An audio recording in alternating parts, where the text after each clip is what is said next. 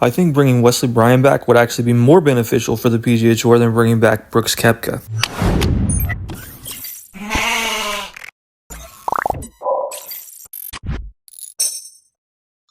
Well, Brooks Koepka was reinstated by the PGA Tour and is now expected to make his return at the Farmers Insurance Open later this month. This, of course, leads us to the question, should Wesley Bryan be allowed back on the PGA Tour? Brooks and Wesley's situations are definitely different, but I believe the reinstatement of Brooks makes this question legitimate. Brooks signed with LIV Golf in 2022 for at least $100 million, with some suggesting the number being closer to $175 million.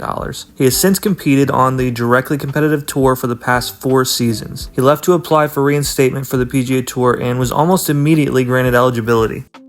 Wesley, on the other hand, has not played a single round on the LIV Golf Tour. Instead, he has played in a few 9-hole YouTube videos that LIV was attached to. He didn't promote LIV over the PGA Tour. On the contrary, he actually has remained consistent on his love and appreciation for the PGA Tour. If you want to make the case that Brooks is the better golfer and that he has had the better career, fair play. I agree with that. But simply put, I don't think Brooks brings a bigger following than Wesley does. Wesley comes across as much more personable and has a much more entertaining personality. I think bringing Wesley Bryan back would actually be more beneficial for the PGA Tour than bringing back Brooks Koepka. Maybe not for his on-course success, but for the brand as a whole, and for the fact that his offense was less egregious than what Brooks did.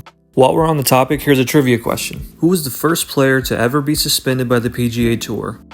Was it A, Angel Cabrera, B, Dustin Johnson, C, Doug Barron, or D, Robert Garrigus? Let me know your answer down in the comments. At the end of the day, I don't have any issue with what Brooks has done. He was able to make a ton of money and get back on the tour that he wants to play on with very minimal consequences. But I do absolutely believe Wesley should also be eligible to compete on the PGA Tour. That doesn't mean he wouldn't spoil that by playing in the LIV Duels again this year, but for now, he should be eligible.